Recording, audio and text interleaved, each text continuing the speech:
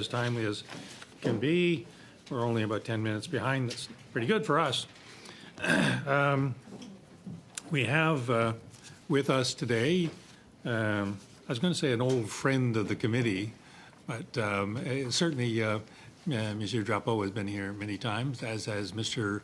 McSorley, and we appreciate both of you being here. And we have Richard Schmucke, Senior Fellow at the Macdonald-Laurier Institute by video conference. Appreciate you joining. All of you are familiar with the proceedings of the committee, which we give 5 minutes for opening statement and then move to questions. Since we have a 90-minute session, I'm going to propose going 3 rounds in sequence then. So with that, I think given that video conferences are inherently unstable, we don't trust them, I'm going to ask Mr. Schmucke to proceed with his 5-minute opening statement, and then I'll proceed to Mr. Drapeau and then Mr. McSorley. Thank you very much for letting me speak today to the committee on the topic of transparency within national defense and the Canadian Armed Forces. It has great relevance for me for a variety of reasons, but none so much that it deeply affects my ability to undertake research in defense policy and strategy in Canada. The most effective tools I possess are the Access to Information Act system and interviews with policymakers. I'm going to focus my discussion on how these areas have changed over the past 20 years and affected transparency overall. Why is this research important? The traditional and most immediate view is that this is a critical form of independent accountability and oversight on government. Yet there are other benefits. Our system of governance lacks institutional knowledge. The history that has guided policies creations are frequently forgotten, even if they remain in place. Filling that gap can assist policymakers in crafting better policies in the future. Finally, such research can benefit the government to better communicate policies to domestic and foreign audiences. Even the most talented ministers will be limited in their opportunity to explain these contextual factors. Analysis by outside researchers can be an important communication source to help advance policy goals. Unfortunately, undertaking public policy research has become increasingly challenging over the past 2 decades. I started around 2002, when transparency and oversight was heavily influenced by the fallout of the Somali inquiry. It revealed systemic efforts by the department to obfuscate aspects of the crisis, which extended to ATI. The lack of transparency forced the department to reform how it operated for the next decade. Over the past 20 years, the ATI has become an increasingly ineffective system to obtain useful information on a timely basis. In 2002, a relatively straightforward ATI queries would generally provide a good return of documents. A set of ATIs I used to examine the 1996 intervention into Zaire provided over 2,000 documents with a very high level of complexity, including a large number of foreign confidences, advice, and sensitive information. The original request took about a year to be released and provided in-depth view what occurred during that operation. This would be unheard of today. The amount of pages have decreased year on year, and officials frequently employ highly restrictive interpretations in an effort to suppress disclosure in some documents, or claim that no such records have been found. In other cases, requesters are advised that the scope of their request is too broad and forced to truncate their query. Finally, requests frequently take years to be fulfilled, severely diminishing ATI's value as a research tool. Not all the reasons for this situation are necessarily intentional. The ATI system today relies heavily on line department staff to assess documentation for release, the same ones that are already overburdened with their day-to-day work. It is far from an ideal approach for handling the ATI requests. Concurrent to ATI's systems of enfeeblement, there's been a consistent effort to curtail officials' ability to discuss policies with interested parties. In years after Somali inquiry, D&D employed a fairly liberalized communication policy, and access to officials was fairly good. One of the most helpful aspects was that departments made available subject matter experts to discuss specific areas. However, in 2005, the policy changed dramatically, in part due to the belief that the war in Afghanistan required message discipline and a preference by the Harper government to centralize communication strategies. Access to information was curtailed and replaced by superficial media response lines from public affairs representatives. Furthermore, the ability to maintain working relationships with officials had become increasingly strained. One of the most serious ruptures occurred after 2015, when Admiral Mark Norman was charged with a breach of trust, and members of the Future Fighter Capability Project were forced to sign a gag order. These events had a serious chilling effect on the bureaucracy, as individuals felt fear towards the potential consequence of talking outside of government. While we have recently witnessed greater engagement by defense officials in the past year, there remains a significant reluctance to speak with candor on issues. So where are we today? Overall, I believe that the poor state of transparency in defense has largely been counterproductive for the government. Public understanding of the military is an all-time low, and would contribute to a lack of support. This is in part due to the lack of open information available and the adversarial relation that has developed between government and outside bodies over access to information. Unfortunately, I don't have an easy solution to this problem. There is a deep-seated view that the current approach is the only way to successfully manage public relations. Seeing past the immediate situation to a radically different future is a tough sell for any government. I fear that it will require another Somalia-scale scandal to impel the government to behavior, which will benefit no party or the country as a whole. Thank you. Mr. Simrica, Mr. Drapeau. Chair, thank you. It's an honor for me to appear before this committee. Let me open just briefly to outline my background. I first served in the Canadian Armed Forces for 34 years, retiring in 1993. At the time of my retirement, I was acting as the Corporate Secretary of National Defense Headquarters. Soon after, I attended law school, and after articulating at the Federal Court of Appeal, I was called to the Ontario Bar 22 years ago, exactly on this day. On this day, in 2002, I opened the first law practice in Canada specializing in military law. In 2009, University of Ottawa appointed me as an adjunct professor in the Faculty of Law, where I taught military law and access to information and privacy. I've since co-authored a number of legal texts, including one on the federal access to information and privacy and another one on the Canadian military law. As part of my law practice, I use the access regime on a regular basis on behalf of my clients, individuals and corporates, in order to gain access to information in public records in the pursuit of their individual claims. To give you an idea of the scope of my reliance on the access and privacy law, suffice to say that since September 2007, my firm has submitted a total of 4,645 access requests under the federal access law and some provincial access law also. Over 250 federal institutions. We did not hit them all, but a number of them. As you may well imagine, in the process, we have come across every frustration possible. In my experience, the federal access and privacy processes are bogged down by long delays, which are made even worse. And I don't think this part has been discussed by your committee yet, that the Office of the Information Commissioner and the Office of the Privacy Commissioner, who are tasked to investigate complaints, takes on average a minimum of 1 year to complete their investigation. This is enough to test the quality of perseverance and patience of most users in the access regime. I want to cover 3 other aspects. First one is grievance. Also, as part of my law practice, we regularly represent military clients with their submission of grievances. In a brief that I had prepared for distribution to members, 6 pages in both English and French, I provide you with example that we came across over the last 90 days in the office, specifically in this subject and others.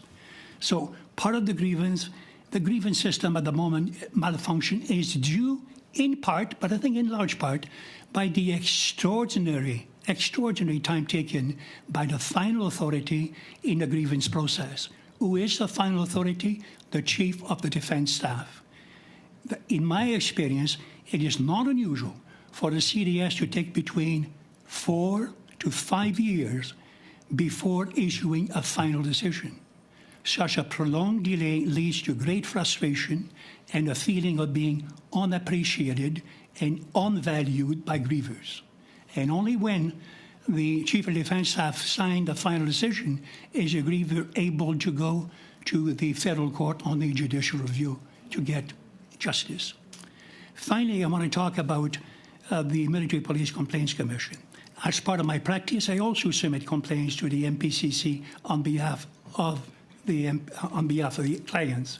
I have no quarrel with the MPCC.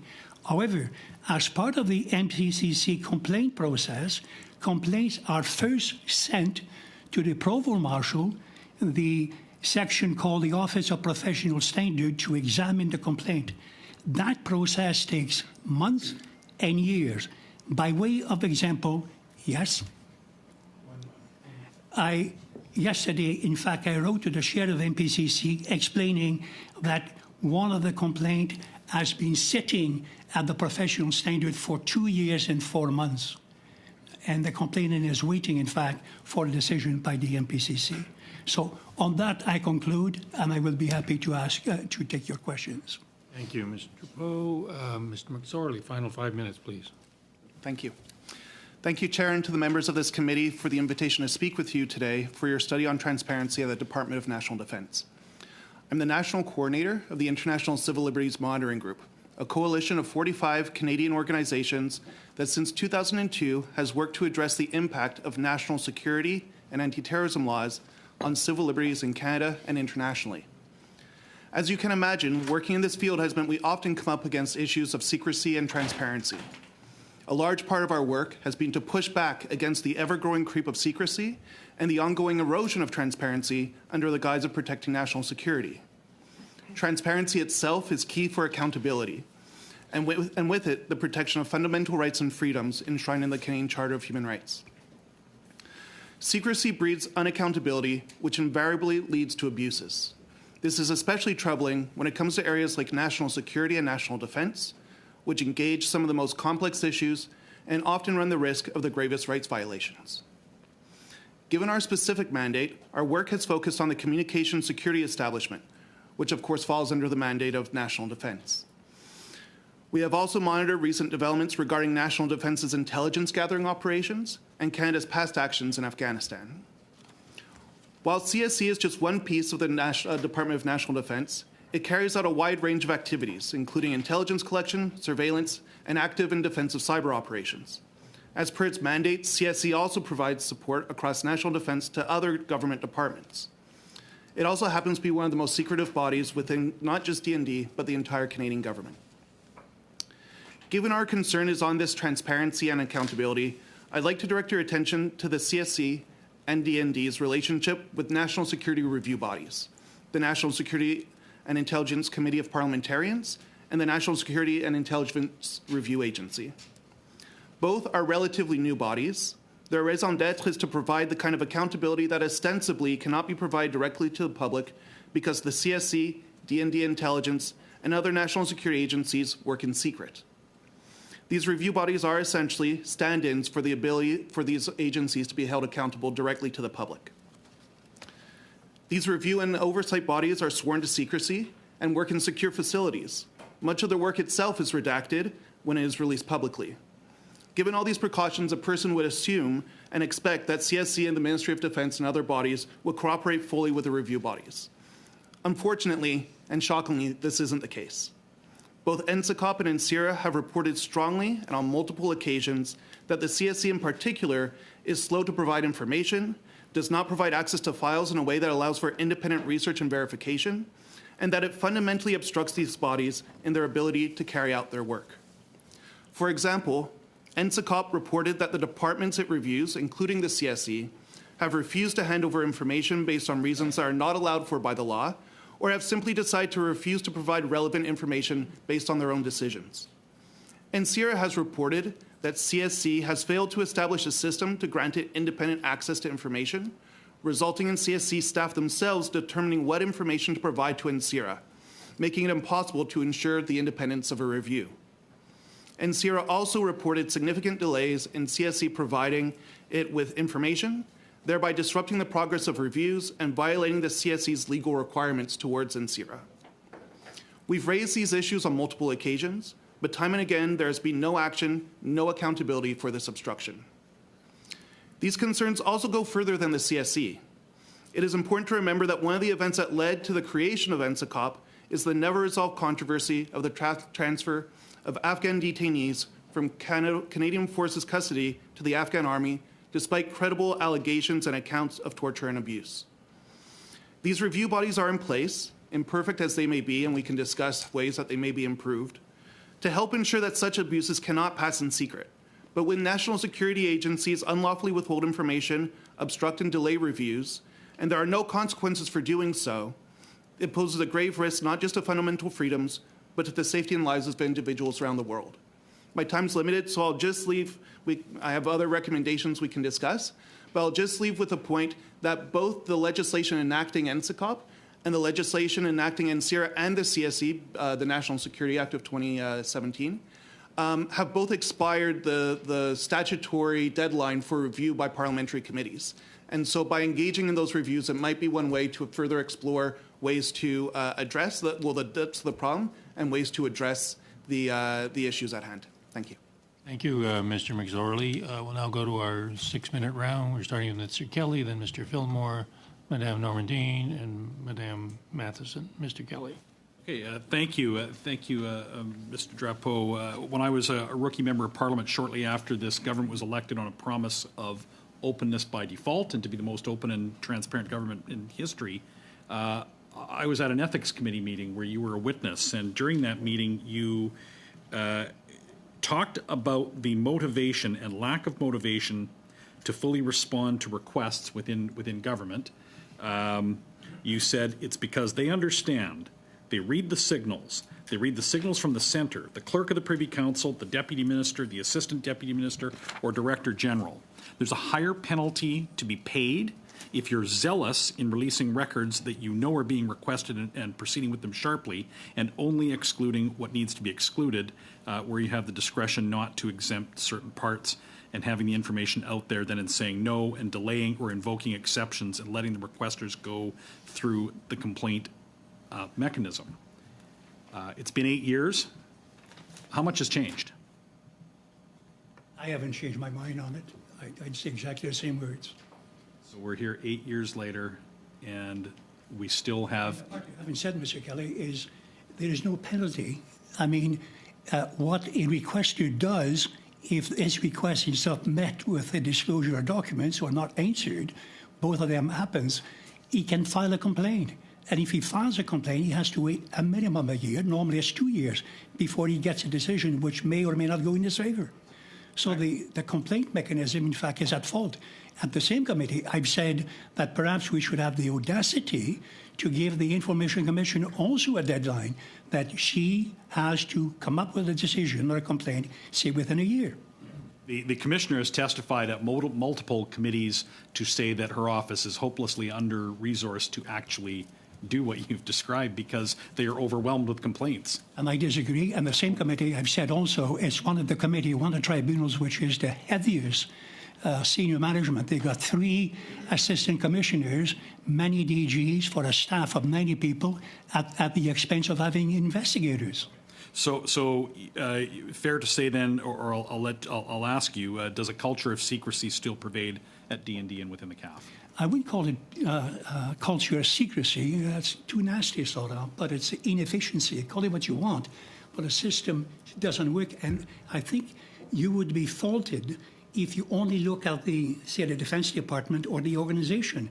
They try to do the best they can with the resources they have. Let me tell you, the system of access to information, I think, costs the taxpayers $90 million a year, if I look at the budget of the past year or so. It's the only system of that particular value that I know in Canada that has never had a system audit or an AG examining whether or not the various ATIP office and various organizations have got the staff required, the procedures required, the manner in which they can deliver the product. They're left to their own devices, and it's a problem. Thank you. I'd love to keep going. I want to get Mr. Shimura into it too, though. So, Mr. Shimura, you published a report through Macdonald Laurier in 2019, the catastrophe assessing the damage of Canada's fighter replacement fiasco. You spelled out how the political persecution of retired Vice Admiral Norman by this government put a chill on D&D. Can you describe the depths of the chill by would-be whistleblowers, please? Certainly, I wouldn't even say it's would-be whistleblowers. I think that, as I said in my prepared remarks, I think there was a general decrease in regular staff members' willingness to just talk about day-to-day issues. Right, much of it may not be controversial or whatever, but certainly the twin events, as I said, the Mark Norman's the charges, and as well the gag order that was placed, which was pretty substantial and was not well received at all within DND, made individuals could really assess, well, should I be talking about this? Could this come up, in some sort of review or so? And so that really caused, I think, trouble for a lot of researchers, where previous contacts that have been willing to talk or sort of discuss. You mentioned the problem within the CAF itself. So how would you? What's the effect on morale of this type of like how does a lack of transparency affect morale within the CAF? Oh, I think it has significant. I could talk to specific in cases where individuals were aghast at what occurred. I mean, we entrust these individuals in a lot of cases. A contributing factor to the crisis of retention and recruitment? Certainly, absolutely. I can think of specific cases where individuals left because of the gag order. Okay, thank you. Do you have any outstanding ATIPs from 2019 or earlier? I do. I have one that was filed early in 2019, specifically to do with the Super Hornet purchase that has not been completed, or I've never received a reply.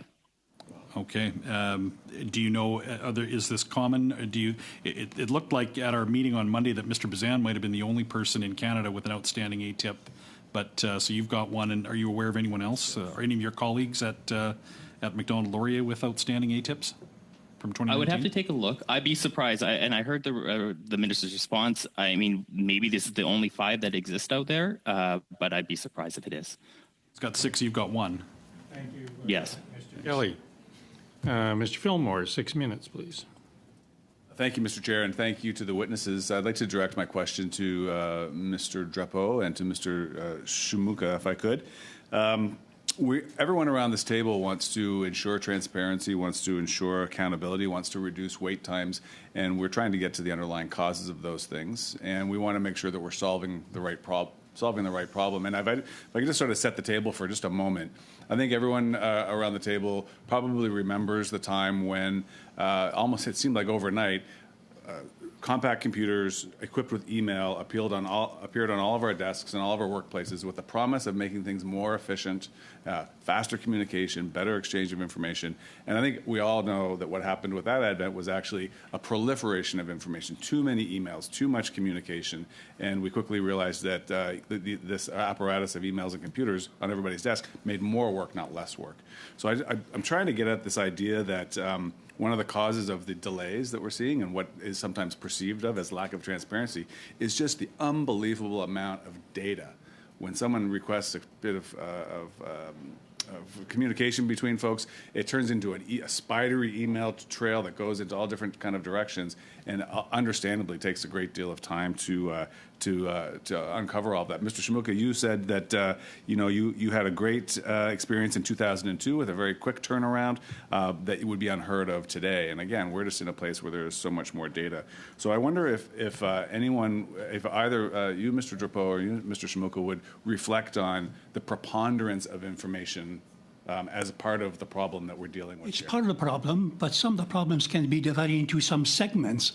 For instance, there's no reason on this earth as to why an access request that is put in legally with the $5 cannot be accepted and cannot be acknowledged. And I have, in fact, I could give you numbers where some of our requests, in fact, 3 of them made this past September, we're still waiting for an acknowledgement. I mean, there's no excuse for that. Despite all the requests, there's not all that many, come to think of it, with a population of 40 million, if you look at a number, and if we compare ourselves with agencies in the United States, the hundreds of thousands of requests that they receive, so it can't be managed, but you've got a certain discipline. So accepting them and recognizing them is one thing. I think the 30 days system that we have in place, I'm not particularly wedded to it. I mean, perhaps we need to change that. We need to say 60 days and then enforce it, as opposed to have 30 days where people, in fact, abuse it. The Information Commissioner doesn't have a God-given right to continue working in the manner in which it does.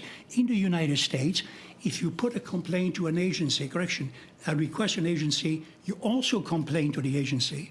And if you don't receive a response by a certain time, then you go to court. Many of my clients, some of them corporate, are frustrated by the fact that when they ask legally, not through brown envelope, but through the access regime to have access to records, and they're not having a response, or if they're having a response, it's exempted, they put the complaint to the Information Commission, and they have to wait a year, 2, 3, and maybe some large corporation says, we're eager to go to court, so we have the court to decide on it. We can't until the Information Commissioner issues a report. That has to be changed. Perhaps we need also to change whether or not we have an Information Commissioner. Is it required under the circumstances? Thank you, Mr. Drapeau. If I have another moment. Could I make a quick? Yes, I was going to invite you. Please go okay. ahead. Yep. Okay. So I looked at the statistical information that's put out by the office about how many documents have been released over the past decade and a bit here. And the amount of documents hasn't changed. It's around 10,000 or so pages that have been released, and I think the number of actual requests, it roughly stays the same. There's a bit fewer requests in the past couple of years here. So to your question about whether or not there's been, I 100% agree with you that there's been far more documents that are put in the information society that we have produces more documents and all that. But that hasn't really been reflected in the number of documents that are being produced or, that's being released at this time. So I'm not too sure what is, I know there's been issues with, WhatsApp discussions or text messages, or what does the actual information law capture? Those are other challenges as well that I don't think that the current law fully gets at or fully is able to sort of accept. And very quickly on the American side, I think that they have far more individuals that are available to undertake this sort of level of discussion, that they don't actually have to go to the line staff to do the redactions. You have individuals who are able to actually do it outside of the actual policymaking process. Okay, so thank you both. So I've heard that the preponderance of data is part of the present. It's present in the problem, but it's not the problem. So we need to understand how to deal with data better. But there are other things. So we've been hearing from a number of witnesses around the importance of modernizing the systems that we use. This could be technological modernization. It could be hiring more people. But again, sort of ending where I began with the footing of trying to find solutions. To any of the three panelists, please, any very specific recommendations to improve transparency and timelines would be greatly appreciated. We've heard during the prior committee meetings a number of 2019 requests that have yet to be satisfied. There's no reason for it. I also have some 2019, so we are exceeding the 5, and in 2021. Why? Because there's some failures into the bureaucracy attached with the management of these requests, and the volume I don't think is to blame for it. So discipline. Thank you, Mr. Fillmore. Madame Normandine, 6 minutes, s'il vous plaît. Merci aux témoins. Thank you very much to the witnesses for their opening remarks. I'll start with a question for Mr. Shimuka, but the other witnesses can also add to his response if need be. Mr. Shimuka, you referred to the fact that there has been an evolution over the last 20 years as to ATIP. I'd like to know about the ease with which people can table these kinds of requests. Have things evolved over time? In terms of the wording, let's say, you need to have to obtain a given specific document, is it increasingly difficult to access exactly what we want? For instance, do we need a specific case number, case file number? Do we have to do research ahead of time in order to find what we're looking for, in order to get what we want? Or is it about where we were at 20 years ago? I think that is much more complex, and in my experience, Colonel Drapeau can probably elaborate much better than I can, but in my experience, that it often requires a very clear understanding of what you're trying to find, what's even the document name, the number, and even then I've seen exclusions occur that require grievance because we know it exists. So very quick, I think this goes kind of back to the point where we have a more adversarial view of ATIP that is developed. That a lot of the government has been very clear that it doesn't, or internally does not want to release certain areas, and you have to know exactly what you're looking for to obtain what you need, and that's my experience personally. I mean, the Act says that your request has to be detailed enough so that an experienced member of the department can understand and can act on it. When I teach access to information, I inform the students that what is required is don't play cat and mouse. Tell exactly what you're after, and then go and put a request. Put a background on it. Once upon a time, there was a study or there was a speech or whatever. I'm interested in this, so there'd be no hesitation as to what records you are after. So I think that a skilled requester will know how to get to records. InfoSource, that is produced by Treasury Board on a yearly basis, provide a mountain of information on programs and so on and so forth, where you as a requester can inform yourself so you can have a deliberate explanation as to what you're after. Justement, Okay, as a follow-up, for the everyday person who doesn't really have the means to go meet with a specialist, would there be a streamlined or simplified process for the average person who wants to access information? Something that would be more universal would be good, rather than have something that is specifically for a select group that actually knows how to use this access to information system. Prévoit déjà que les Coordinators have a duty to assist the requester. The requester does not have they have a duty to assist them. sur l'imputabilité. As to the accountability of public servants who are responsible for managing these requests, they generally seem to not want to overly disclose. They're concerned about reprisals, and they're not particularly well trained to deal with access to information requests. It's a small part of a broader scope of work. Should there be a form of impunity?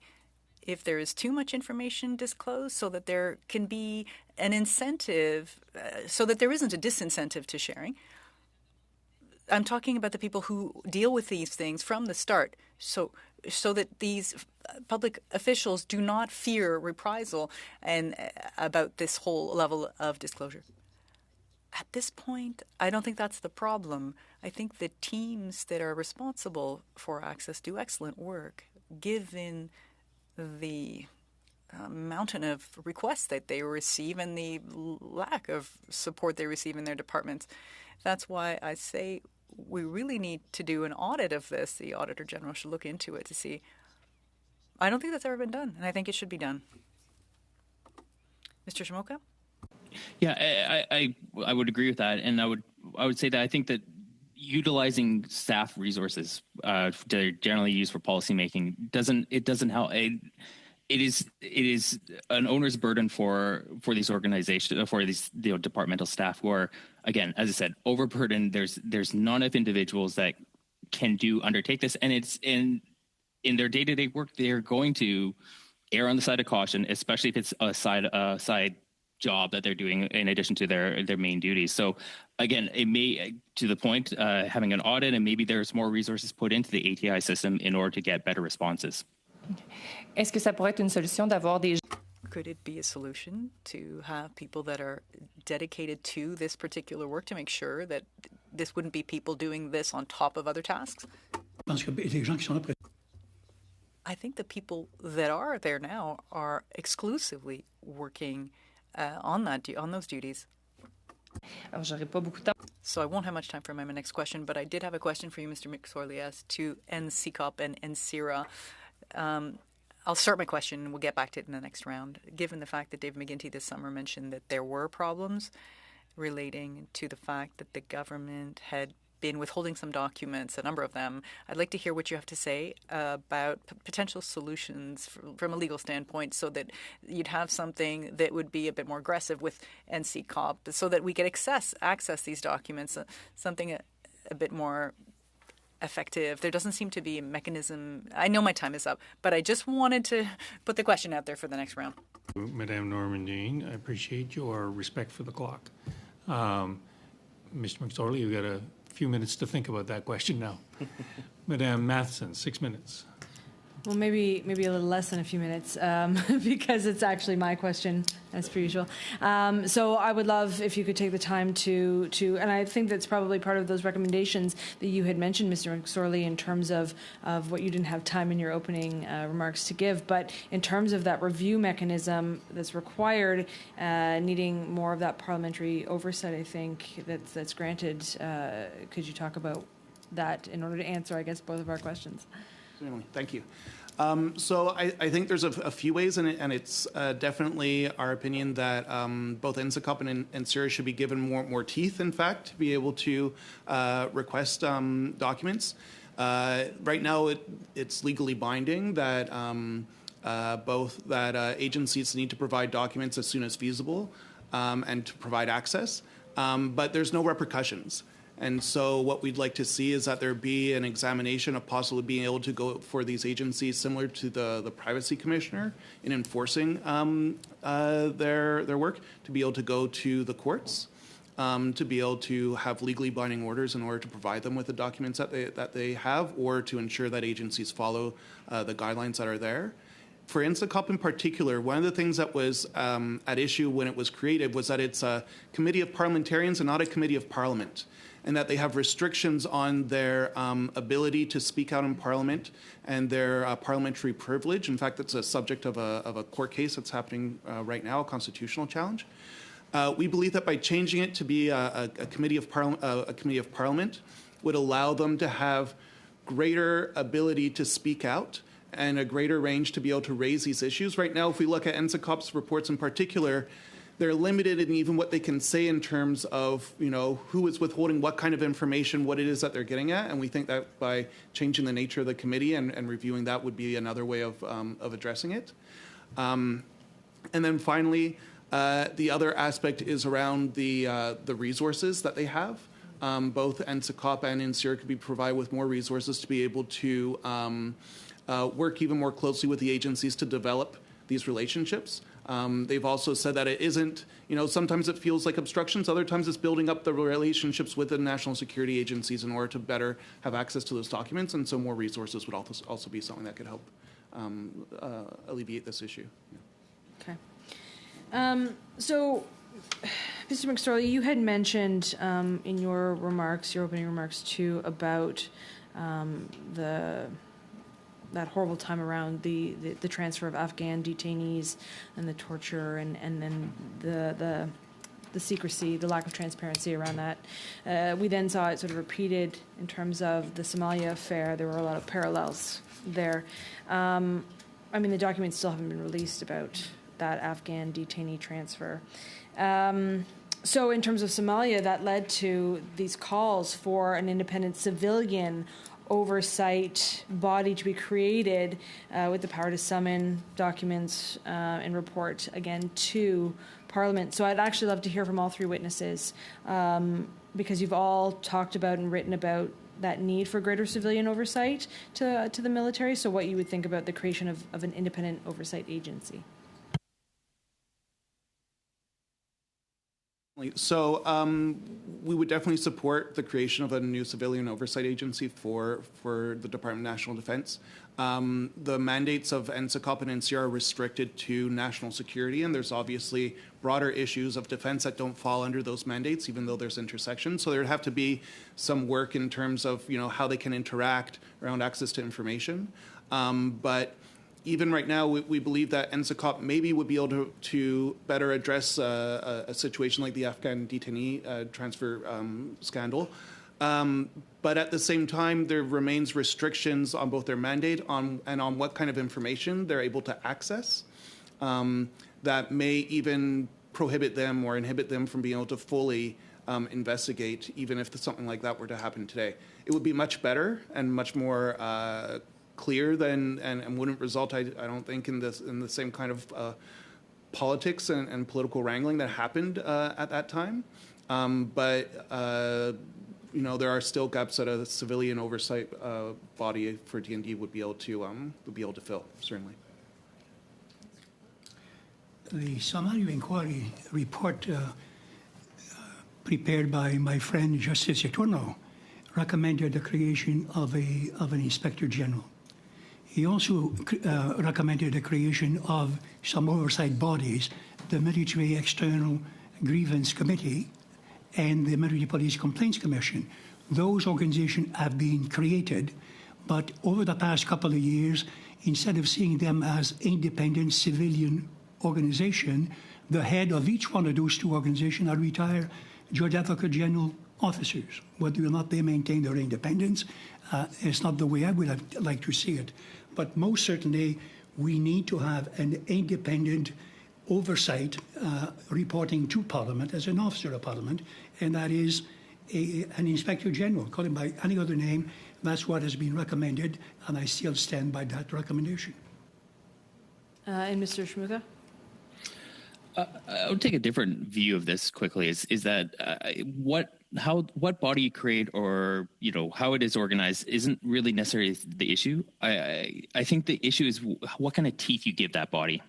And I look at let's say, to the United States and how congressional committees work there, and how effective they are at sort of getting answers out of departmental representatives. Obviously, Congress has a lot more power than these bodies, but you get a very much more clear and decisive answer. Where in Canada, I've seen several examples of departmental representatives come to a committee, whether it's this one or the Government Operations Committee, and somewhat obfuscate, let's say, the issue at hand that they're being asked about, or not provide the answers that they should be required to. So any oversight body, any ability, it's really the ability for them to gain that information, have teeth, to provide repercussions, let's say, for not answering straightforward.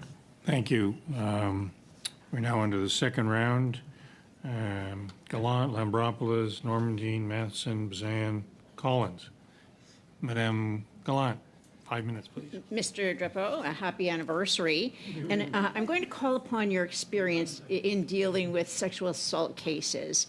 The government Liberals have done an about-face on Justice Arbour's recommendation that all sexual assault cases be handled in the civilian courts.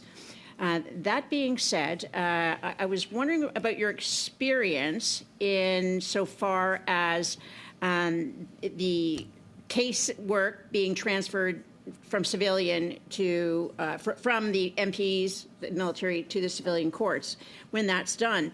In any cases involving the military MP, have the MP investigators ever excluded parts of interview transcripts of the victim or the defendant?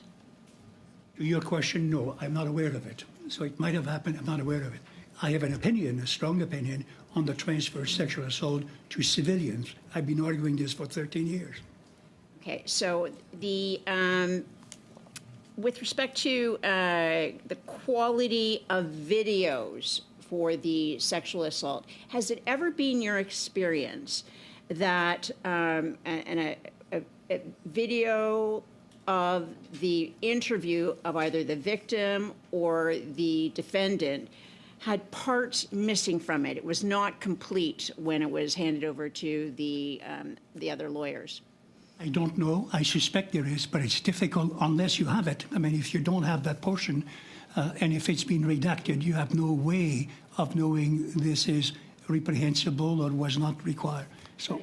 Okay, and I'd like you to check with your partners too that may have be involved in these cases. Are there instances where you know that there's been a cut in the video where it's been pieced together or pieces have been taken out of video? I don't know. Okay. In your experience, are you aware of any times DNA swabs were not taken after a sexual assault? Yes.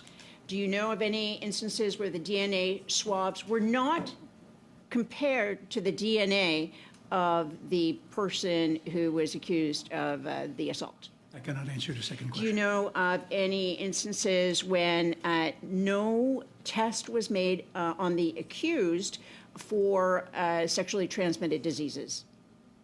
I'm not aware of it. Okay. We have a case right now that I'm representing, a victim of a rape, and there was no DNA swab taken because there were no such tests available with them on deployment overseas. Okay, so that was in deploy, not necessarily at a training center within Canada. In cases involving the military, in your experience, have pseudonyms or code words ever been used to obscure evidence?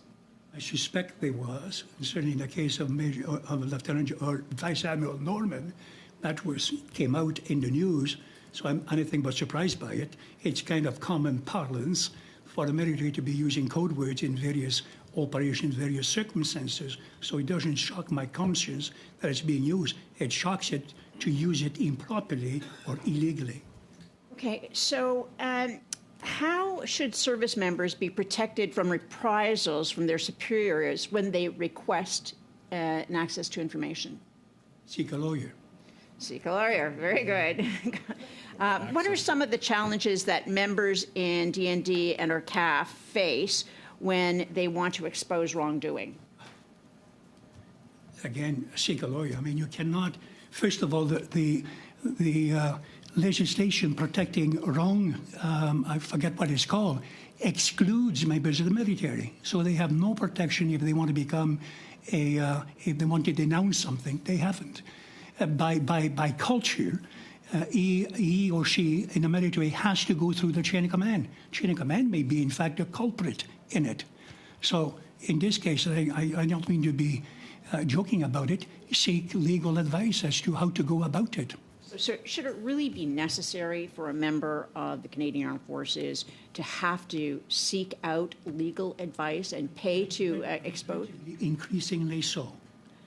Whether to seek release or to, some of the things that I've written in on the brief suggest just that, where a member is left to its own devices in the military or the forces morale and services and so on, unless you have legal advice to argue for your right. There's no union to speak for it. There's no organization.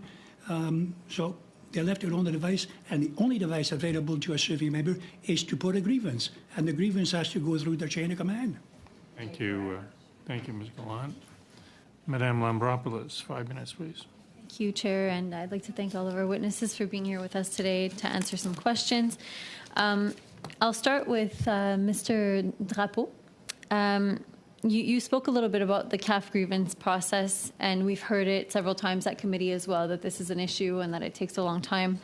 And that if it were to be improved, then transparency and trust within the CAF would also be improved. And so I'm asking if you have any very specific recommendations, not necessarily having to do with the Information Commissioner and other commissioners, because I will be asking a question next about that, but any specific suggestions on how to improve the grievance process as it relates to access to information or resources. You said to improve the grievance process in relation to the access to information. I don't think the two are connected. I mean, they're not. As a requester, you don't have to be a military person, and if you're not a military person, you don't have access to the grievance process. You only have access to the complaint process. So the two are not related. But if I were deputy minister for a day at Defense Department wanting to try to come with some resilience or some examination of it, I'd certainly follow my own advice to have an auditor or some sort to examine what is being done, what's the workload, how best to do it, and what system needs to be changed, and what authority level need to be provided to the ATI staff. All of that, including whether or not you need to process a $5 access fees. Is that really required? Because it creates bureaucracy and expenses and so on. I think we need to go back to basic principle, and it cannot be done within an organization, an institution. It has to be done system-wide. System-wide, do we really need to insist in 2022 on the 30 days release time? Is that reasonable today? I would rather have 60 days and live by it than have 30 days extended to 90 days, 120 days. So we need to have something as simple as that. It will also improve the morale of ATIP staff, because you can imagine those people are also good people going into work, and they know they have an impossible work to satisfy their boss, their clients, the OICs and so on, because maybe they have an impossible task to try to obtain documents, to go through them and to release them within 30 days. You also mentioned that that one of the main issues is that the Office of the Information Commissioner and the Office of the Privacy Commissioner take up to a year or more to do an investigation, complete an investigation. A year. Often it's 2 years or more. So upward of a year, and basically. You suggested something that I'm not sure I agree with, but I would like to just pick your brain and see what you mean or what alternative solutions you think there could be. You said that that it's not a necessary office, the information, the office of the Information Commissioner, and so I'm wondering if you've considered other ways that the government could have an accountability. 1997 Green Paper by Parliament on access to information. 1997 examined various options. Should we have to have an information commissioner, an ombudsman type, or should we go like the states did and so on? And we've elected to have an information commissioner. The information commission of those days with Mr. Grace and John Reid and so on is a different organization what we have today. In those days, almost 90% of the staff were investigators. The investigator went to the organization to look at the documents and to see if they were there and properly released. Now, we took the Information Commission, we moved them to Gatineau, and they do everything by email or by phone. And most of the staff is now doing administrative material. So it's a very heavy set management structure that in fact takes away the number of investigators. I look at that also. Okay, so there are some good suggestions. Do you have any specific suggestions? Like if we were to write recommendations on how to improve this process, what would you? If I could snap my fingers, and it could be done by snapping your fingers by a small change to the Act, that we provide the Information Commission the task to issue its decision within a year. If we ask organization to release documents in 30 days, surely we can ask the Information Commission to do its job within a year. And if the year goes by, you don't have a decision, then you get a free pass to go to the federal court if you need to. Madame Barbara, Madame Normandine, 2.5 minutes. Merci beaucoup. Monsieur Drapeau, je vais revenir sur... Thank you very much, Mr. Drapeau. I'll get back to some questions that were raised by Madame Lambropoulos. Perhaps I've misunderstood something. Correct me if I'm wrong. Did I understand from what you were saying that when there is a grievance underway, you know, it can take years because at the end of the day, it's the Chief of Defense Staff that has to issue a decision. During that whole time, you can't make an access to information request on the case. Yes, you can, but unfortunately, the interpreter, there was a snap to the mic. So in transferring requests to the civil side in the case of sexual misconduct, the fact that it is gone through a legal process on the civil side, that should not prevent an access to information request going ahead. Okay, great. I'm glad that I got the information correctly. Mr. Shimuka, I had a question for you. What would you have to say about the level of declassification that might be happening in other countries vis-a-vis, I mean, in comparison with what Canada has, you know, the 50-year rule? Could you compare, let's say, Canada to the Five Eyes, for instance? Where do we stand? Are we lagging behind? Would you have a recommendation on that? So one point that I wanted to make, especially with Colonel Drapeau's comment about 30 versus 60, and I 100% agree. I believe 30 is actually one of the most, is supposed to be one of the most quickest mandated responses. And you know, when you are getting, you know, extensions after extensions, I would rather, as you said, I would rather have the documentation be put, you know, to get it right at a certain point rather than just, you know, having this kind of ad hoc process. One point that I think that you've seen the discussion, especially in the United States, surrounding with what happened with Snowden and other individuals has been how is all this stuff required to be classified? Like how much of the documentation really is should be classified? And I know the Finnish system specifically says nothing is classified unless it has to be specifically identified as being classified. And that changes the dynamics by which what is, you know, the burden, let's say, on ATI and in that. So I think Canada, in theory, has a very, you know, far out liberal process in this. And I say that in not a negative sense, but in the sense that it's very much, it should provide documentation quickly, but in practice, it really doesn't. It has these issues that we've discussed today. Thank you. some of us don't think liberal is a negative word. Isn't intended as such. Yeah, no, I know. I'm teasing. Yeah. Madame Normandy, or Matheson, 2.5 years. 2.5 minutes. Please, spare me. Yeah. Spare me. I'll take hours. Yeah, Mr. Drapeau. So you and I think that Ms. Gallant was starting to ask some of these questions in terms of the transfer of criminal sexual offense cases handled by the military to the civilian system.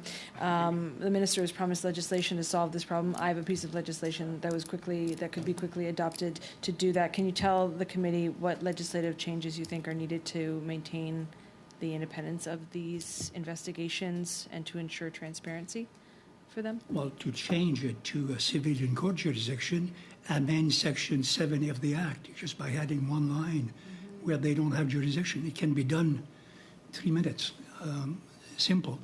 And the moment it's done, then victims would be able to call 411 if she were to be a subject of an assault and to report the crime and let the civil authorities at the federal, provincial, municipal level to investigate, and the court will take care of that. And it's not black magic. Up until 1999, the force did not have jurisdiction over sexual assault. Overnight, as a result, in the wake of the Samario inquiry, in the act that was enacted in 1998, put into force 1999, D&D overnight accepted responsibility for sexual assault. At that time, when they did, the military police was not trained at all in this sense. The judges had never received any training. The prosecution staff had never argued any case of sexual assault. So it was a type of learning episode that they went over a number of years. In the process, victims lost confidence in the independence and skill of the military police and the prosecution staff. And I think the time has shown, and Justice Fish and Justice Arbour have been quite eloquent on it, it's got to be transferred, and the sooner the better. So one of the problems that has been left, though, that for those cases that are now starting within the civilian system, those that were started within the military justice system are now being lost. And this lack of legislation has been seen to be a part of that problem. Have you seen that in your practice? It is. And we have clients at the office also basically pull between the two systems, and it doesn't work. So legislation is needed to clear that up. But the other aspect we don't discuss, if a sexual assault victim is tried by the military system, she will appear in a court-martial.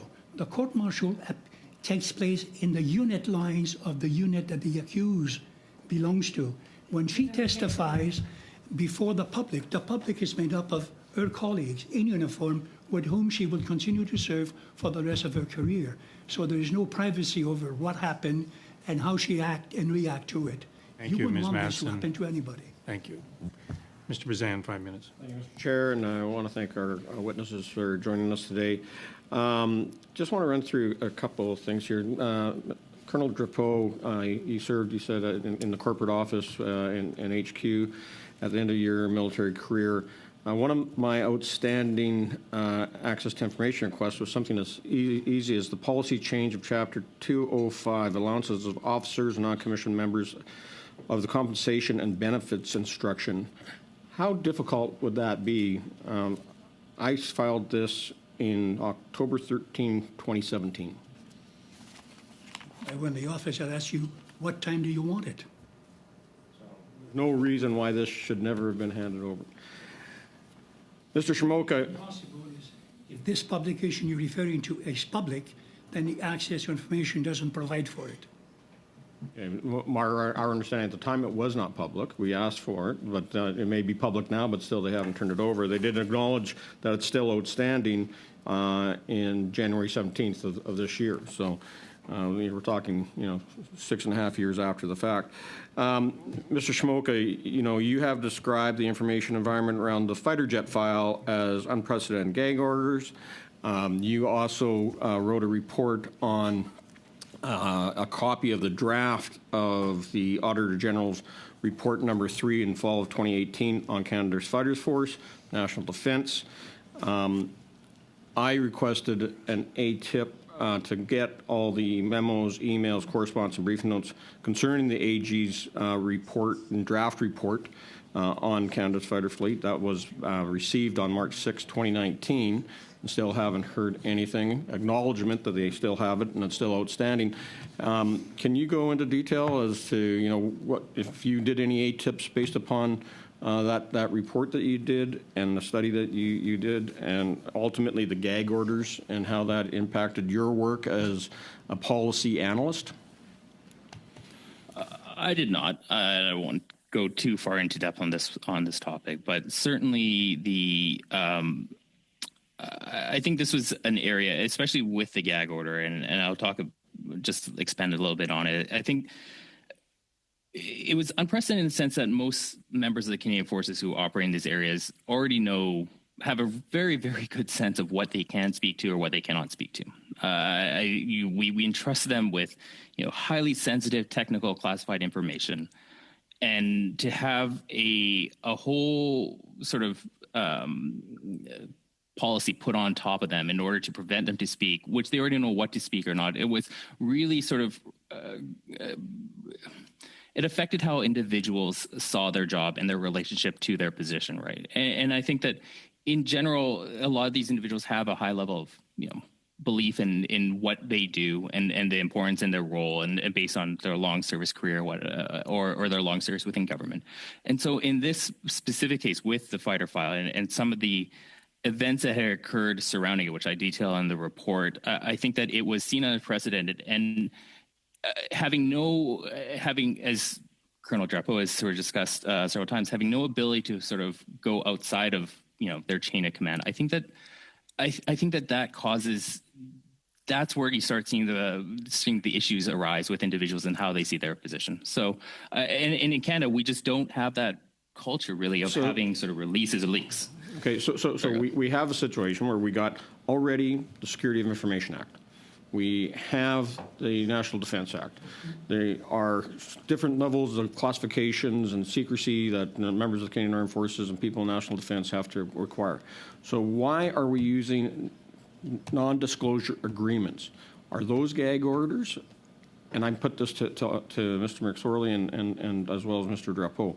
Are those gag orders, or is it necessary for national security, or doesn't the existing legislation already provide that type of protection and the ability for those that we trust with our national security to discern and make those types of decisions on their own? We're down to about 30 seconds. Mr. McSorley? What you said, members on enrollment swear an oath to the loyalty to the Crown and everything else, and the security clearance and so on. So, Mr. McSorley, can you see it as a gag order? And use of NDAs? That's what appeared to us. As Colonel Drapeau just said, there's on top of what you said, there's the oaths that they take. There's already so many restrictions on what can be shared that a gag order just seems, an NDA just seems like a gag order. Yeah. Thank you, Mr. Bazan. Mr. Collins, 5 minutes, please. Thanks, Mr. Chair, and welcome to the witnesses. Mr. Drapeau, for almost a quarter of a century, I had to work under the umbrella of the MFIPA legislation in Ontario.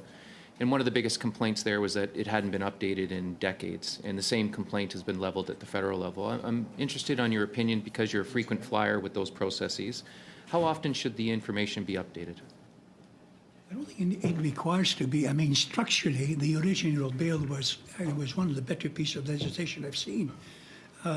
So it doesn't mean, but some key aspect, like the 30-day rules, information commissioner, whether or not she'd be subject to a time for some, these kind of things can be looked.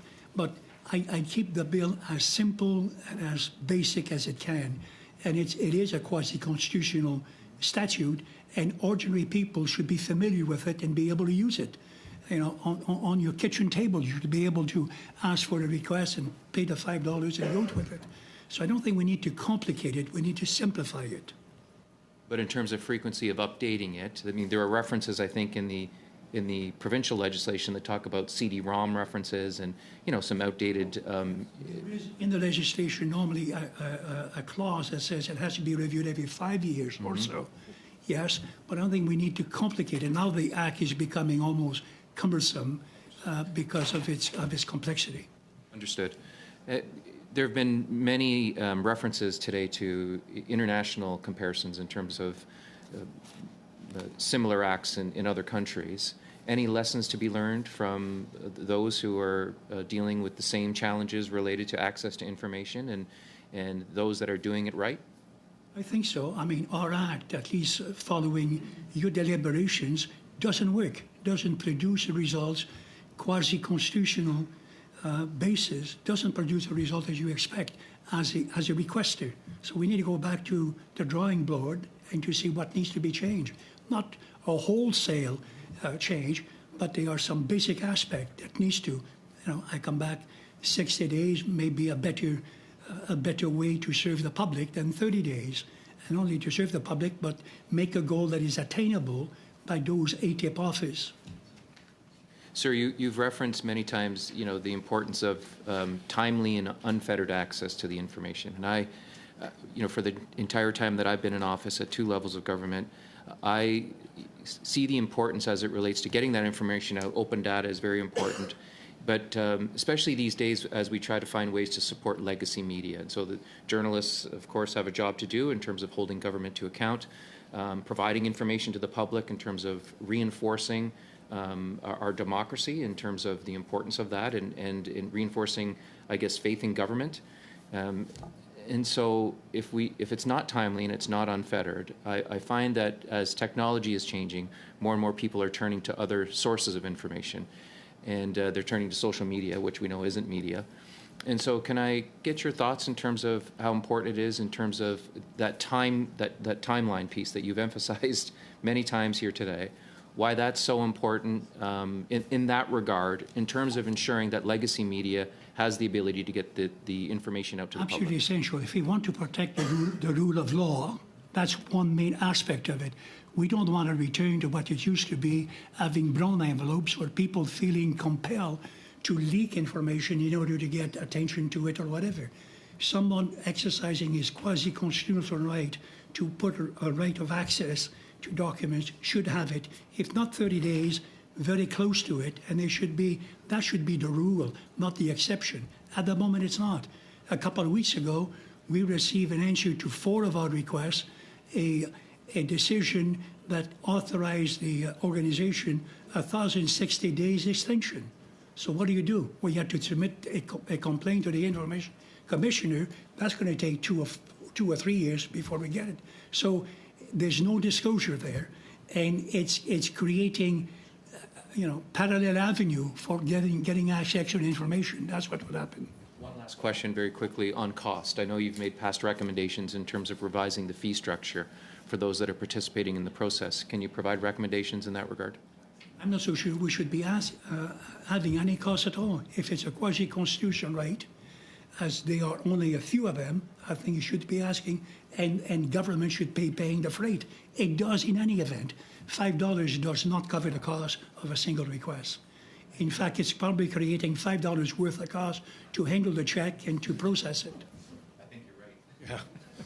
Thank you, Mr. Collins. That completes the second round. Third round, Fast, Fisher, no, it's Fast, Lalonde, Normandin, Matheson, Bazan, Fisher. Mr. Fast, 5 minutes. Welcome to the committee, by the way. Oh, good to be with you. Mr. Shimuka, in 2019, the Macdonald-Laurier Institute published a report, I believe you were the author, which was entitled The Catastrophe, Assessing the Damage from Canada's Fighter Replacement Fiasco. And in it, you spell out how the political prosecution of retired Vice Admiral Mark Norman put a chill on DND and CAF leadership, speaking out about the decisions on the fighter jet file that could irreparably damage the fighter force. Could you describe in depth the chill that might have been felt by whistleblowers within DND and CAF? I covered this somewhat before. I think and this goes back to what a sort of discussion I had with Mr. Bazan earlier, is that, and the answers that Colonel Drapeau suggests, is that CAF members certainly have, they know their rights, they know what their position entails, and are pretty fastidious about it. And as I was trying to answer earlier, we don't really have a culture of brown envelopes and leaks. Compared to how it is in other countries like the United States or in the United Kingdom, where you see a significant leakage of documentation or whatever to sort of affect policy or public perceptions. I think that the onerous nature of the gag order made a lot of people within the department question what, with the trust that is being placed in them, given that they are, they have unlimited liability of to serve the country, and really had that sort of negative view of what had occurred. So I think that was very much apparent in my discussions with people who were either under the gag or may not have been covered by it, but saw it as sort of unreasonable that other people had to face that sort of consequence or that sort of requirement. And the gag order you're referring to is the NDA, is that right?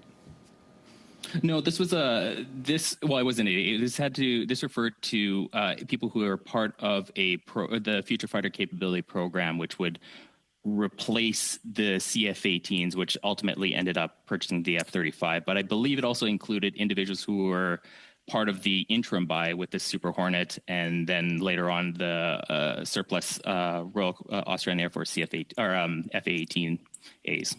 Okay, Professor Drapeau. You had mentioned something about whistleblowers, and you suggested that whistleblowers should be contacting legal counsel to pursue their complaints, which of course entails legal costs. What do you suggest be done to address this disincentive, in other words, the legal costs that would cause whistleblowers not to come forward when they probably should? I don't know. Unless legal counsel has a source of alternate funding to pay for these costs. To me, it seems counterproductive to impose a cost on a whistleblower that would prevent that whistleblower or discourage a whistleblower from coming forward with serious allegations about conduct within DND or CAF. And the whistleblower in that conditions has a choice to make. He's got a career and a reputation to maintain and defend, and he can act alone. He can act with a chain of command, which by training he is required to do, and there are risks involved, and depending, it's hypothetical, depending on the circumstances, he certainly would need legal. Now, whether or not legal advice is successful in achieving his aim, and in the process be able to obtain some type of reimbursement for legal expenses earned by him, it's a different scenario. Mr. McSorley, you mentioned that CSEC and DND often obstruct oversight bodies like NSICOP for reasons perhaps not allowed by law. You mentioned that you had some additional recommendations to make. What are those recommendations, or have you canvassed those already in your subsequent remarks? I covered a few of those recommendations. There's a few more that we can make. I think that right now there's no repercussions for those who would avoid their legal obligations to NSICOP or NSIRA. So providing the legislation for it to be an offense to not provide the information or to obstruct their work would give some accountability and responsibility to those who do obstruct their work. There's also the question that there are... Unfortunately, Mr. Fast's time is over. But I'm sure you'll be able to work those answers back in. Madame Lalonde, 5 minutes, please. Thank you very much. J'aimerais remercier tous les témoins. I'd like to thank all the witnesses today. I think I'm going to build a little bit on the questions from my colleagues and let me go a little bit deeper if I could, because it was mentioned about the trust between agencies and the NSRAA and NSICOP. And as most of you know, these are fairly new agencies, and I certainly commend our government for that. But they can be entrenched sometimes in their ways as we proceed, and certainly the department. Is there a recommendation that you can provide and you can make to this committee on how agencies like CSIS or CSC work with these new formed agencies? Certainly, I can try and make some recommendations. One of the things that we've seen is that there are multiple departments who have developed good working relationships, and that it isn't every department where there's these concerns. And CSC in particular, time and again, these issues have come up. So there's a question about whether or not it is about building a deeper relationship, or whether or not there's a question of concerns around overclassification, a culture of secrecy that need to be addressed internally, especially at CSC and to a degree at CSIS as well. I know that from speaking with members of NCR in particular, they've been working closely to develop those relationships, and we recognize that it takes time to build that. One of the things that could be better done is to, for example, there's a National Security Advisory Committee on Transparency, and there could be a role for them to work more closely with these agencies to talk about, the importance of transparency and even to possibly look at training and things like that to better ensure that that there's an openness there. But it's true that it does take time.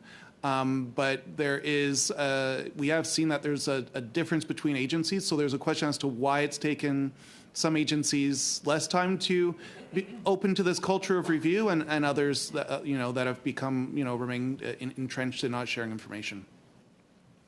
Anyone else to speak? I would have another question otherwise. On this, I think we can all agree that in order to build trust, and I think it goes back, Mr. Sorley, to what you're saying, organizations have to pull back the curtains on how they work while still protecting that highly classified information and sensitive nature of their work. We've seen during the war in Ukraine and our allies like Britain and the US declassifying information almost in real time. I would certainly appreciate if any of you could give us some recommendation on how a Canadian agency could do this better. Certainly, just for our part, maybe just briefly, we've been looking at the Finnish example as well, and this idea that instead of classifying by default, that it's an overt and conscious process of classification would go a long way. It's obviously a change in culture, but we think it's one that's necessary to address this overclassification that we've seen. And recently in the Commission on Foreign Interference, that was a key part of the discussions, and we saw very clearly that there's concerns around overclassification, and that needs to change. Mr. Shimoda wants to. Yeah. Yeah, very quickly. I would say that one of the biggest areas that I've noticed, I think, comparative Canada to let's say, United States or other countries, are any information that is connected to foreign sources or anything that is even remotely, that is within the area immediately gets classified or is subject to a much greater scrutiny for classification. I think that's, in some cases, has led to overclassification for stuff that's very routine. Stuff you see that's routinely published as in the media in the United States by the Department of Defense, and in Canada is classified for foreign whatever. 30 seconds. Mr. Drapeau, I know you brought some information that we have not yet, unfortunately, have seen due to the translation. Any thoughts on those briefs that you may share quickly? My thought is on the grievance process. The member of the military only avenue of redress is to put a grievance, whether that member is demoted or member is released prematurely or something happens to his allowances or his performance evaluation report and so on. His life come to a standstill until the grievance process is looked after through 3 levels. And only at the end of 3 levels is he or she entitled to go to a federal court. So, and when he goes to federal court, he has to hire legal counsel to do that. So it's a long process, and as a Canadian, he is denied the rights that every other Canadian have when suffering from some type of prejudice. You can go to court to seek relief because of a decision made by whatever. The military member does not. Thank you, Ms. Lalonde. 2.5 minutes, Madame Normandin. Merci. Une question pour vous, monsieur. Thank you. A question from you, Mr. Drapeau.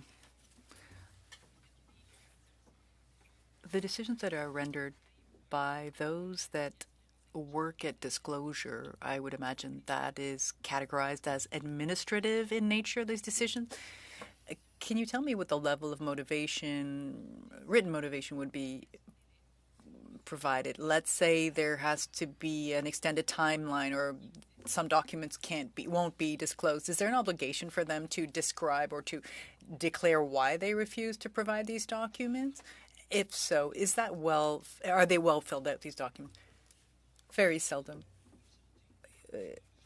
In what I presented, I refer to a case where a person is subject to disciplinary action, disciplinary measures that could lead them to be fired. So we've asked for a copy of a video, something that was taped during a social activity at a golf club. It was public. And we asked for that to say whether that would have an effect on whether the person was found guilty of this. We were told that the video in full was excluded, no explanation, absolutely zero. It's just, and that individual's career is at stake now. Okay, but should we actually increase, the level of motivation? And by the time we find the result of the complaint, that individual will have found out that they've lost their job. So that's how the decision's made. Knowing that the only recourse is not to go before the courts, what we would like to do would be to go through a complaints process. Madame Manson, 2.5 minutes. Just as a point before my time begins, so the briefs, just so I'm clear, the briefs that Mr. Drapeau, Colonel Drapeau has mentioned, they've been sent to the clerk, they just haven't been distributed yet. Is that correct? It's the translation. Okay, great. That's great. Just wanted to make sure. Okay, perfect. So I just wanted to kind of go back a little bit in terms of, again, in terms of reference of the Afghan detainee files and the mismanagement of that entirely. The mismanagement around transparency of the government at the time with the public, with parliamentarians, of course. So what changes should have been made then that we still haven't seen now, and that you would both, actually, Colonel Drapeau and Mr. McSorley, would recommend from that going forward now? It's a good question. I think we touched on that with the independent civilian oversight. I think in looking at the review bodies as they currently exist, that the exclusions for the kinds of information. So, for example, both NSIR and NSICOP have restrictions around being able to access information that may prove injurious to national security or defense, and it's incredibly broad in terms of what could be excluded, and also in terms of access to information that relates to ongoing investigations. And again, it's an incredibly broad exclusion. There's ways to solve this by saying that that if it would be injurious to a criminal prosecution, to restrict it to that. That if it's to an investigation, that's time limited, and that it's necessary for example, defense to come back to the committee and say it is no longer injurious to our ongoing investigation, so that they can resume their investigation. But right now, those are the kinds of gaps and issues that we're concerned would still hinder the ability of these committees to even fully investigate something like the Afghan detainee scandal. Mr. Drapeau? Agree. And those documents need to be released? Yes. Okay. Thank you, Mr. Chair.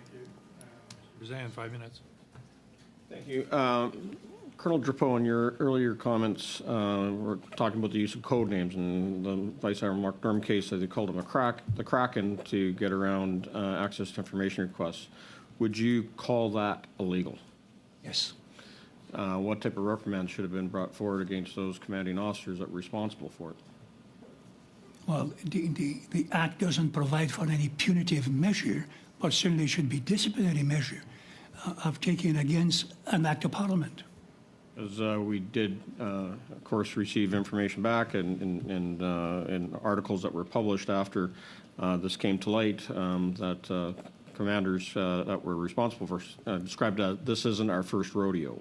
And so the suggestion is that this is a routine proceeding within the Department of National Defence and Canadian Armed Forces to use code words as a way to ensure that documentation isn't released through access to information. Canadian Forces have got a whole program of remedial measure going from warning to counseling and probation and so on for any deficiency in conduct and the like. So they had, in fact, these abilities to sanction such a performance and to ensure, in fact, to protect both the rule of law and this principle, a constitutional principle, being able to request information and to have access to it. In the past, you've written that freedom of information serves both as a silent auditor guaranteeing accountability, checking corruption, improving in many areas of human rights, as well as an open microphone encouraging participation in government by every sector of society. And, you think about, transparency versus national security. So under transparency, you get accountability, you get policy analysis like, Mr. Shimoka does, media access and the availability to the general public. And it actually supports us as parliamentarians in making sure our democracy is strong. So is there any check on that versus national security outside of the regular classification of secret, top secret information or unclassified, as well as the responsibility under the National Defence Act that those that take the oath to serve this country and work in the Department of National Defence Canadian Armed Forces, aside from that, is there any changes that we need to make in legislation to ensure that democracy is the ultimate winner?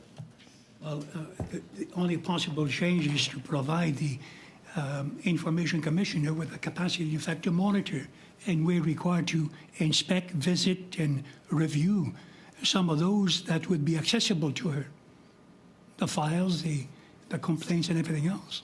Mr. Shimoka, anything you want to add to that as a policy analyst and how that's the cloud of secrecy that's developed over the last 8 years and how that's impacted your ability to do your work and provide, advice to Canadians and to parliamentarians and others on, the programs that are being run, especially on procurement of Canadian Armed Forces? Certainly, as I said, it's become significantly more difficult, and being able to get less and less documentation or the ability to access it.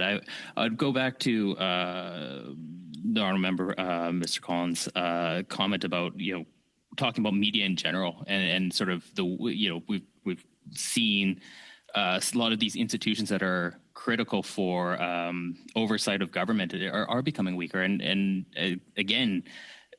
Department representatives not really answering questions in some cases directly or forthrightly, I think is really weakening this. And so I think that we need to look not just at ATIP, but holistically at all these different components of what we look at accountability and ensure that we get a more I won't say honest sense, but certainly a more accurate portrayal of what is occurring. Because I think in a lot of cases we have real challenges with governmental programs. I mean, we are watching right now with what's going on with the ArriveCAN. I mean, these oversight is required. Thank you. Mr. McSorley, in your role in standing up for civil liberties and going back to Mr. Fillmore's comment that electronic communication is making this impossible to do, would you think that electronic communication should actually make it easier to get the information that Canadians are asking for? Well, certainly, it should be easier to be able to interact with the government and be able to access that kind of information. It should be easier for the government to be able to document and collect and research and collect the information that it needs to share with Canadians. And so it's true that we are producing vast amounts more information, but there's also technology at hand to be able to better sort that information, access it, and share it with the public. Thank you. Just a point of order, Mr. Chair, before we move on. Alrighty. On Wednesday of last week, we passed 2 motions in this House that were both timely and needed to be reported back. One, of course, was the crisis of housing and the lack thereof of members of the Canadian Armed Forces who are unhoused, particularly in Halifax, where they're literally living now potentially under like multiple feet of snow. And the other one was the motion to provide our CRV-7 rockets to Ukraine to help them push back the Russian invaders. Rockets that they are asking for in as expeditiously as possible, or expediently as possible. So I ask, Mr. Chair, why those haven't been tabled in the House. And if you're unable to do it, I'm more than willing as Vice Chair to table those on behalf of the committee. I was only informed that they are come out of translation today, so that's why they haven't been tabled in the House. I was told that. Committee, like the minutes, I know take time, but these are short and sweet motions, and I would hope that they would get them quicker than that. We can only move as fast as translation moves around here. So, final 5 minutes is to Mr. Fisher. Thank you very much, Chair. It's been a fascinating panel, and I want to thank our witnesses, and I also want to thank the Colonel for his service to our country. Thank you very much. Mr. Shimooka, you were talking about, and I'll use Mr. McSorley's quote, ever-growing creep of secrecy, but you touched on the access to information changes starting in around the time of Harper. Can you give us just a little bit of an outline of when you started to see changes happen or begin?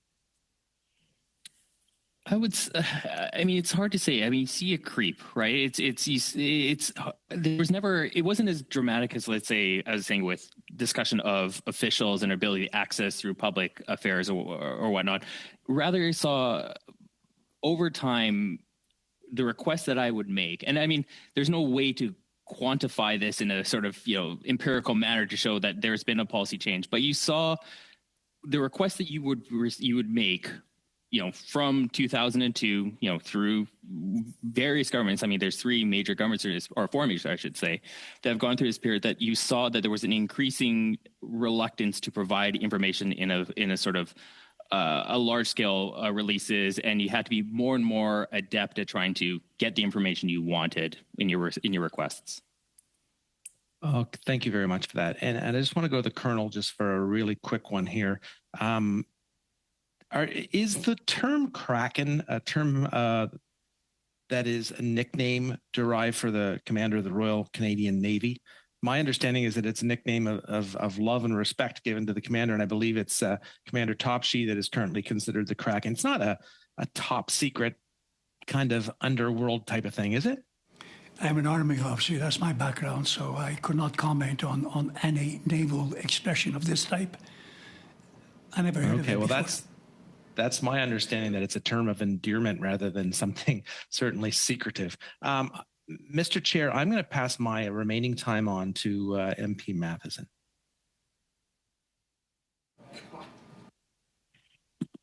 Was being saying you're passing your time on to Ms. Matheson? Okay. Yes. Well, this is really love. Yes. It's Valentine's Day. Okay. Thank you. Colonel Drapeau, just in the time that I have left, I because of your expertise on this, I just wanted to ask, what reforms do you believe are still needed to support those survivors of sexual misconduct and trauma in getting the justice that they need? I think just table legislation to make it happen, so there is no hesitation or confusion, and when there is, some cases are transferred to civil authorities, others remain within D&D, and there's some confusion in the mind of people as to where this will place. And at the moment, I know the military police, among other things, are asking victims, and Madame Arbour is against that, I'm against that, asking victims which of the two systems they prefer. Victims are not in a position to do that, and it's to put them on the spot by asking them whether or not they would like to have their accuser to be prosecuted before a military tribunal as opposed to a civil court. They themselves, being part of the military and responsible at chain of command, they don't know if this will put their loyalty into questions or whatever. Victims are not, they're not to decide. They don't know whether or not and what are the differences between, and they are huge differences between the two systems. They themselves aren't legal experts. That's right, exactly. And most of them don't have access to legal counsel. In fact, the vast majority of them don't, to be making that kind of decision. And I think, Mr. McSorley, you had thank you so much. Mr. McSorley, you had a final recommendation that was cut off from Ms. Lalonde, if you wanted to finish that. I'm trying to remember which one that was. But maybe what I will just say is that we can't emphasize enough the need for these statutory reviews to happen. You know, we have our information and what we've been able to observe, but the need to have the statutory review of both NSICOP and NSIRA to be able to better understand and have parliamentarians and the public to be able to debate and discuss what changes need to be done is really crucial to get to the specifics. I've shared some today, but I think that's the main one that I'd like to emphasize.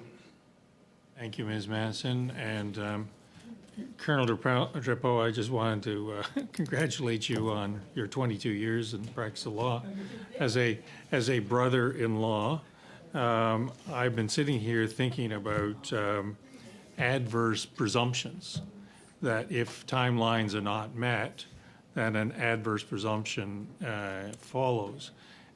Is that a useful thought as far as lighting a fire under those who, for whatever reasons, don't respond in a timely sort of way?